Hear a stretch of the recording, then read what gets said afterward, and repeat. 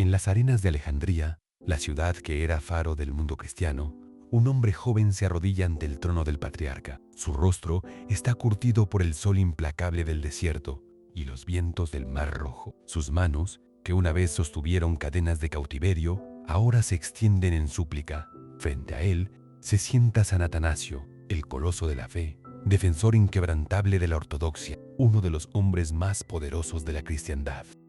El joven no pide oro, no solicita títulos ni honores. Su ruego es diferente, casi imposible. Suplica por un obispo, un pastor para un reino olvidado en los confines del mundo conocido, allá donde las montañas de África se elevan hacia el cielo y el río Nilo nace de fuentes misteriosas. Habla de un pueblo sediento de Cristo, de un rey dispuesto a abrazar la verdad, de mercaderes que oran en secreto esperando la luz. San Atanasio escucha en silencio. Sus ojos, que han visto tantas tormentas y han contemplado tanto mártires, estudian al joven. Y en ese momento, guiado por el Espíritu Santo, el patriarca pronuncia palabras que cambiarán para siempre el destino de una nación. Tú serás ese obispo, tú serás el apóstol de Etiopía. Pero para comprender cómo este antiguo esclavo, este náufrago del destino, llegó a convertirse en el padre espiritual de un reino entero, debemos retroceder en el tiempo. Debemos volver a un viaje fatídico en las aguas traicioneras del Mar Rojo, donde todo comenzó con sangre y terror. Los hermanos Frumencio y Edesio eran jóvenes de noble cuna, nacidos en la próspera ciudad fenicia de Tiro, aquella tierra que dio al mundo navegantes y comerciantes legendarios. Habían sido criados en la fe cristiana, en una época donde seguir a Cristo aún significaba vivir bajo la sombra de la persecución. Su tío, el filósofo Meropio, era un hombre de curiosidad insaciable, sediento de conocimiento sobre las tierras lejanas y los pueblos misteriosos que habitaban más allá de las fronteras del imperio.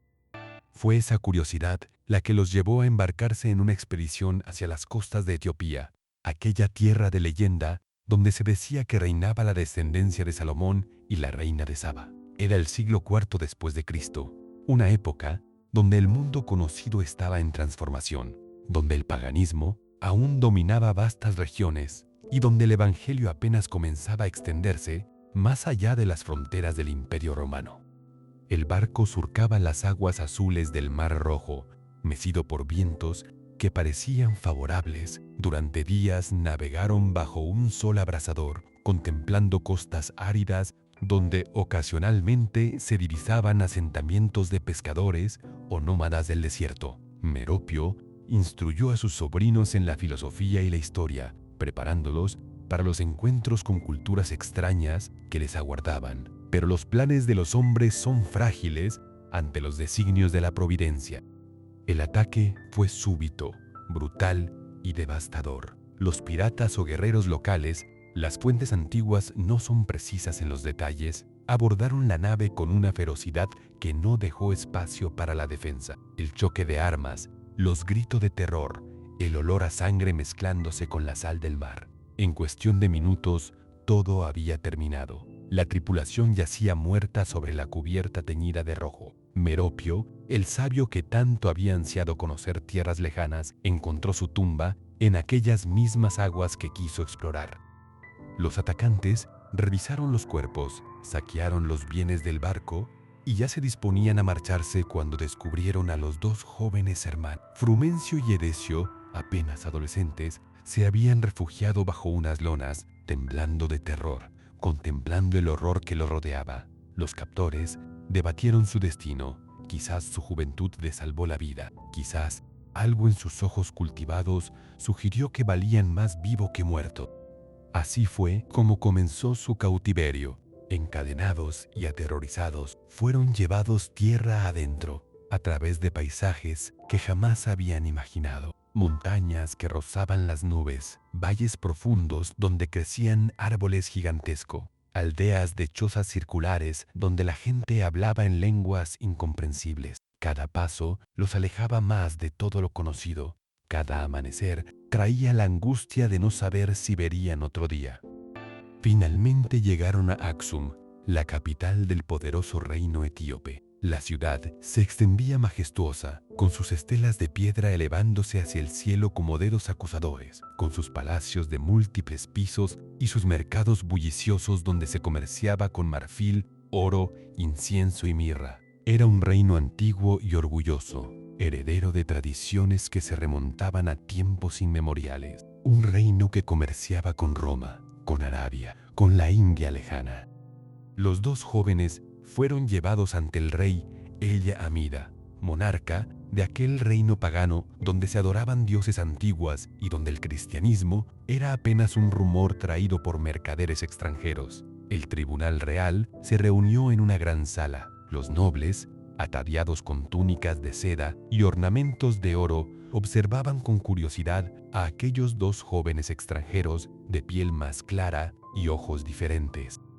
El rey Ella Amida era un hombre sagaz, curtido en las artes de la guerra y la diplomacia. Examinó a los cautivos y ordenó que fueran interrogados. A través de intérpretes, quedó claro que estos no eran simples marineros. Su manera de hablar, su educación, su porte, todo revelaba que provenían de familias distinguidas. Habían sido instruidos en las artes liberales, conocían el griego y el latín, entendían de administración y cuentas, y fue precisamente esa educación la que les salvó la vida y les abrió puertas insospechadas. El rey, siempre necesitado de hombres capaces en su administración, decidió que aquellos jóvenes valían más como servidores que como esclavos comunes. Frumencio, el mayor de los dos hermanos, demostró particular habilidad con los números y las cuentas. Poseía además una presencia serena, una integridad que incluso en la adversidad brillaba como luz en la oscuridad. Pronto fue nombrado copero real y, más adelante, administrador del tesoro real. Era una posición de inmensa confianza y responsabilidad. Frumencio tenía acceso a los recursos del reino, conocía sus secretos económicos, servía al rey en su mesa más íntima y, sin embargo, jamás traicionó esa confianza. Manejó las finanzas reales con una honestidad que asombró a todo. En una corte donde la corrupción era moneda corriente, donde los funcionarios se enriquecían a costa del erario, este joven extranjero brillaba por su rectitud incorruptible. Edesio, por su parte, fue asignado como sirviente personal del rey, acompañándolo en sus audiencias y actividades diarias. Los dos hermanos se convirtieron en figuras familiares en el palacio, respetados incluso por aquellos que inicialmente los habían despreciado como meros cautivos. Pero en sus corazones, Frumencio y Edesio guardaban un tesoro más precioso que todo el oro de Axum. Guardaban su fe. En las noches silenciosas, en la privacidad de sus habitaciones, oraban al Cristo que los había sostenido en medio del naufragio y la esclavitud. Aquella fe, lejos de debilitarse en tierra extraña, se había fortalecido en la adversidad.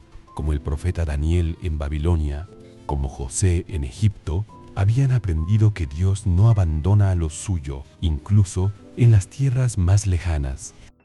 Los años pasaron. El rey Ella Amida envejeció y finalmente murió, como mueren todos los mortales, dejando atrás su reino y su gloria. Pero antes de exhalar su último aliento, había tomado una decisión que revelaría ser providencial. Su hijo, el príncipe Ezana, era aún demasiado joven para gobernar. La reina, convertida ahora en regente, se enfrentaba al desafío de mantener el reino unido hasta que su hijo alcanzara la mayoría de edad.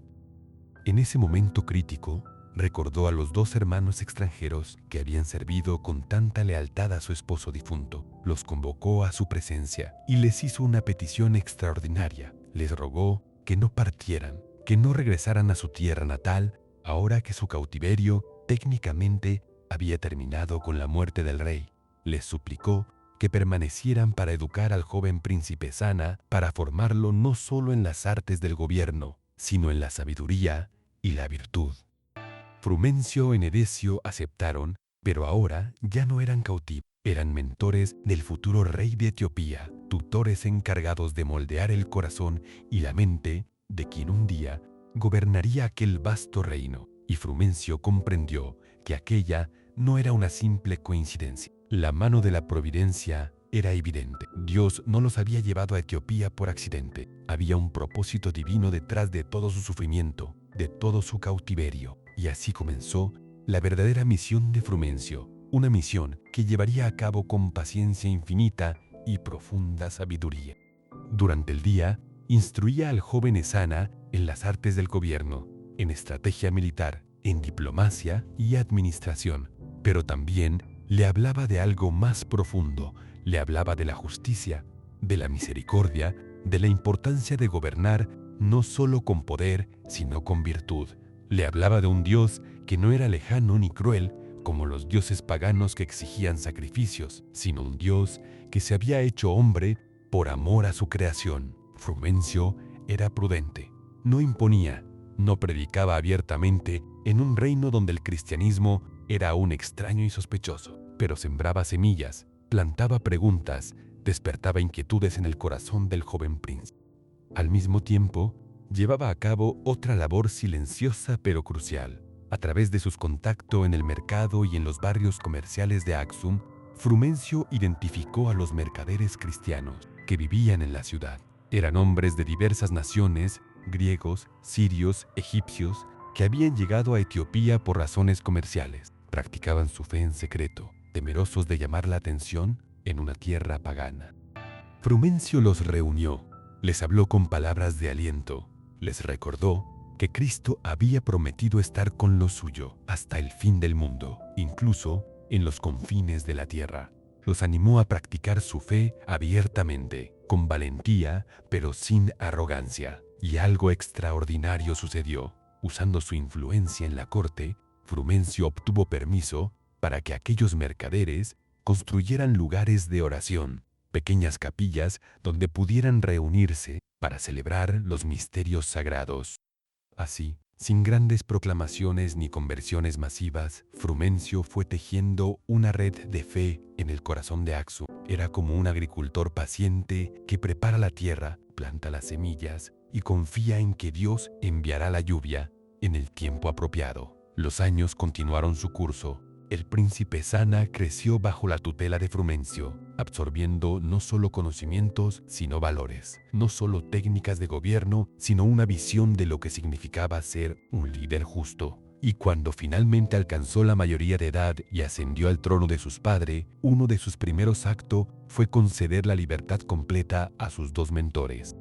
«Son libre», les dijo, «libres de regresar a vuestra tierra, a vuestro pueblo. Os lo habéis ganado con creces. Vuestro servicio a mi padre y a mí ha sido invaluable. Id en paz, con mi gratitud eterna». Erecio, el hermano menor, sintió que su corazón ansiaba ver nuevamente las costas de Tiro, abrazar a familiares que quizás aún vivían, caminar por las calles de su infancia. Aceptó la libertad con lágrimas de gratitud y emprendió el largo viaje de regreso a casa. Pero Frumencio permaneció inmóvil, contemplando al joven rey que había ayudado a formar, y en su corazón ardía una certeza que no podía ignorar. Su obra en Etiopía no había terminado, apenas había comenzado. Las semillas habían sido plantadas, pero necesitaban un pastor que las regara, un obispo que guiara a aquella pequeña comunidad de creyentes y que continuara la evangelización del reino. Tomó una decisión que requería un valor extraordinario. Emprendería el arduo viaje a través del desierto hasta Alejandría, la ciudad que era el corazón del cristianismo en Oriente. Allí buscaría al patriarca y le suplicaría que enviara un obispo para Etiopía.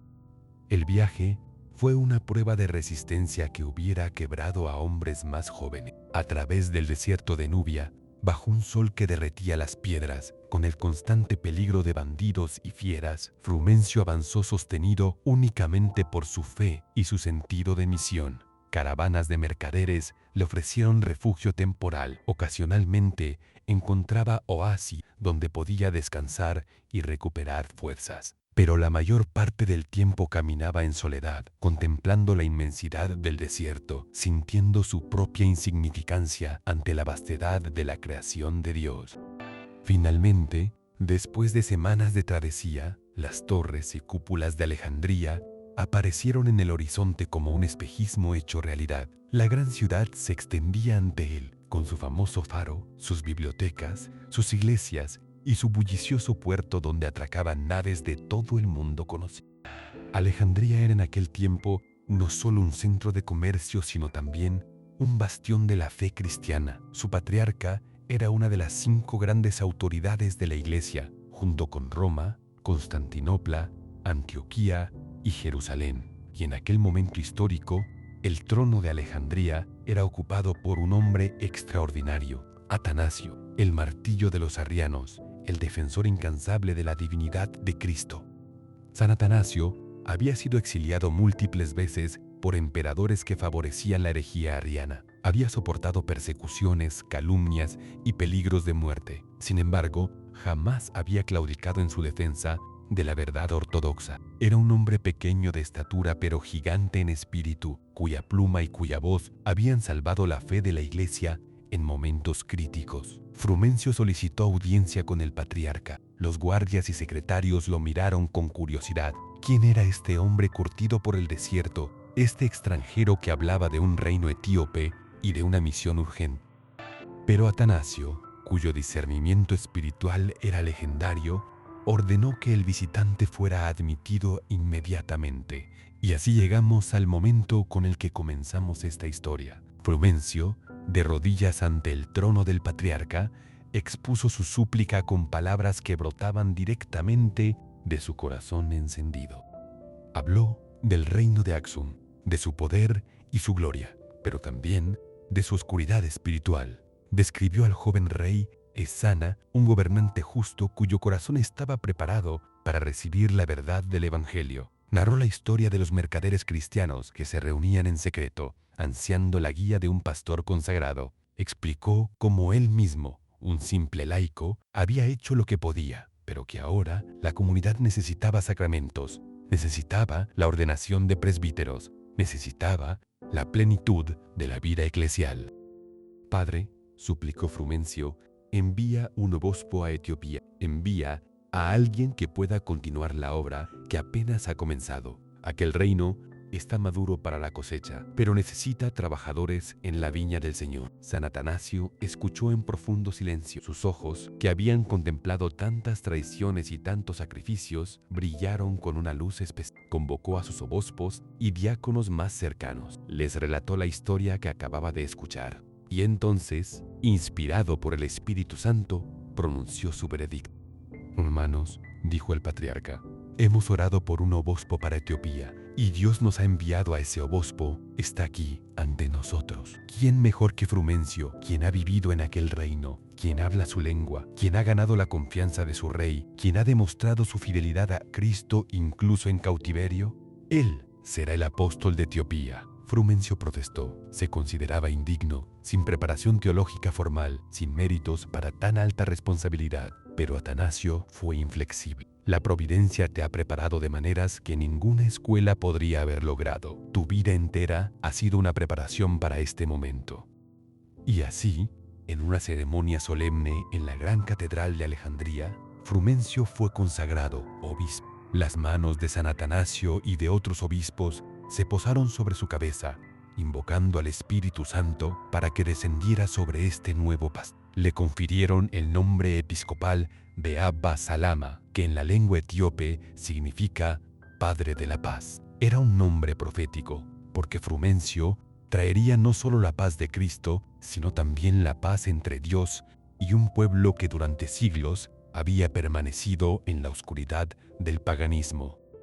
El viaje de regreso a Etiopía fue diferente. Frumencio ya no viajaba como un suplicante, sino como un embajador de Cristo, investido de autoridad apostólica. Llevaba consigo los objetos sagrados necesarios para la celebración de los sacramentos, libros litúrgicos, reliquias de santos. Pero más importante aún, llevaba una misión clara y el respaldo de la Iglesia Universal. Su llegada a Axum causó sensación. El antiguo tutor y administrador del tesoro había regresado, pero transformado. Ya no era el mismo joven cautivo que había llegado encadenado años atrás. Era ahora Abba Salama, el padre de la paz, el primer obispo de Etiopía, el enviado del gran patriarca de Alejandría. El rey Esana lo recibió con lágrimas de alegría. El alumno se encontraba nuevamente con su maestro, pero ahora el maestro venía investido de una autoridad que trascendía lo temporal. Los dos hombres conversaron largamente. Frumencio explicó los misterios de la fe con una claridad y una convicción que tocaron profundamente el corazón del joven monarca. Y entonces ocurrió lo que cambiaría para siempre el destino de Etiopía. El rey Ezana, educado en la justicia y preparado por años de enseñanzas sutiles, tomó la decisión más importante de su vida. Solicitó el bautismo. Quería convertirse en cristiano, no por conveniencia política, sino por convicción genuina. La ceremonia del bautismo del rey fue un acontecimiento de importancia histórica. Frumencio derramó el agua bautismal sobre la cabeza de Ezana, pronunciando las palabras sagradas: «Yo te bautizo en el nombre del Padre, y del Hijo, y del Espíritu Santo». El rey emergió de aquellas aguas como una nueva creación, el primer monarca cristiano de Etiopía, un defensor de la fe, que utilizaría su poder no para perseguir, sino para proteger y promover el Evangelio. Con el respaldo del rey, Frumencio pudo comenzar la verdadera evangelización del reino. Las pequeñas capillas que había construido para los mercaderes se transformaron en iglesia. Se enviaron misioneros a las provincias remotas. Los ídolos fueron derribados, no por la fuerza, sino por la conversión voluntaria de un pueblo que veía en el cristianismo una luz nueva y esperanzadora. Pero Frumencio sabía que la conversión no podía ser solo superficial. No bastaba con derribar ídolos y construir iglesias. Era necesario que el pueblo comprendiera la fe, que pudiera leer las escrituras, que participara conscientemente en la liturgia, y para ello era imprescindible traducir los textos sagrados al idioma local. Así comenzó una de las obras más grandes de Frumencio, la traducción de la Biblia y los textos litúrgicos al ge'ez, la lengua clásica de Etiopía. Trabajando con escribas y eruditos locales, supervisó la monumental tarea de verter las Sagradas Escrituras a un idioma que había sido usado hasta entonces principalmente para inscripciones reales y documentos administrativos. Fue un trabajo de décadas, pero sus frutos perdurarían por siglos. La iglesia etíope, que Frumencio ayudó a establecer, desarrolló características únicas que la distinguen hasta el día de hoy. Adoptó elementos de la tradición alejandrina, manteniendo una conexión especial con el Patriarcado de Alejandría. Sus liturgias, ricas en simbolismo y solemnidad, reflejan tanto influencias orientales como africanas. Sus monasterios, construidos en lugares remotos y a menudo inaccesibles, se convirtieron en centros de oración y estudio.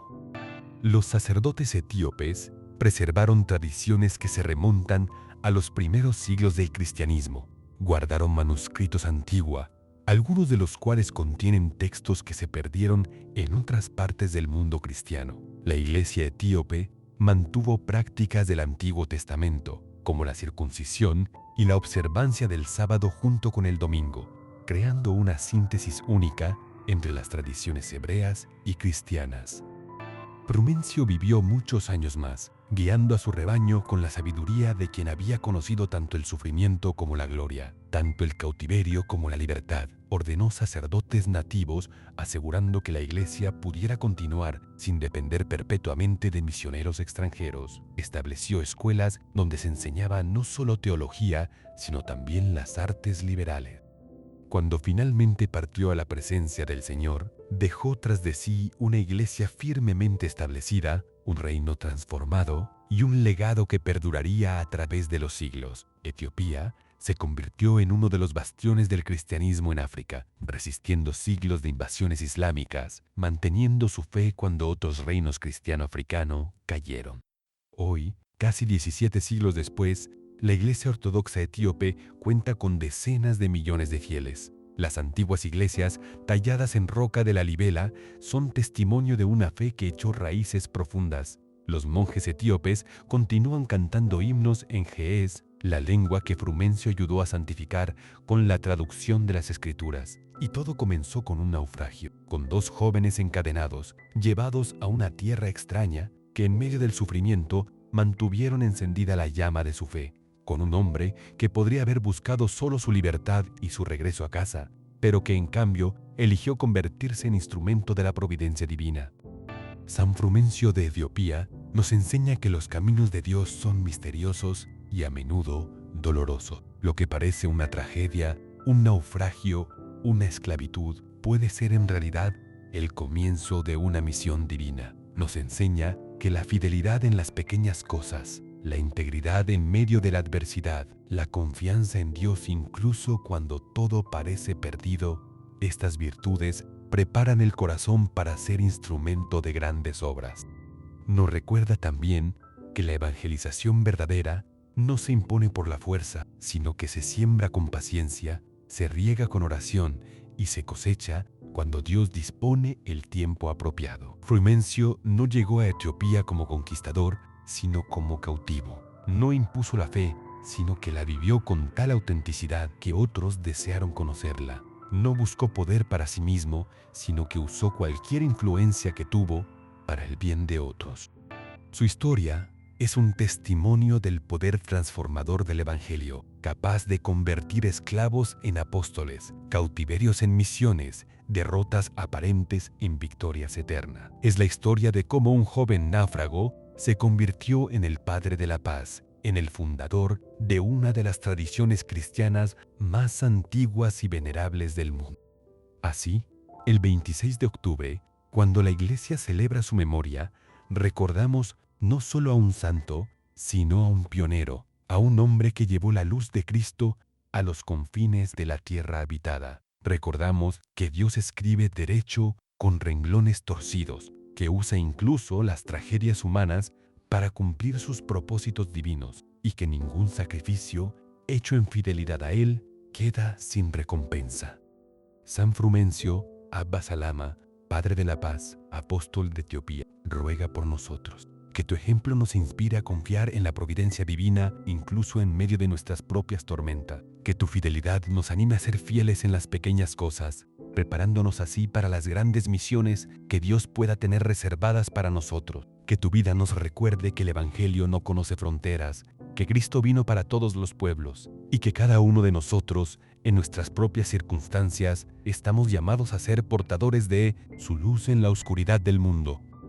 Si la historia de San Frumencio ha tocado tu corazón, si te inspiran estos gigantes de la fe que transformaron el mundo con su valentía y su confianza en la providencia, te invito a suscribirte a este canal y a activar las notificaciones. Cada semana exploramos las vidas de aquellos santas que, como Frumencio, fueron llamados a misiones extraordinarias en los lugares más inesperados. Que San Frumencio, el Padre de la Paz, interceda por todos nosotros. Hasta nuestro próximo encuentro con los santos que iluminaron la historia de la Iglesia.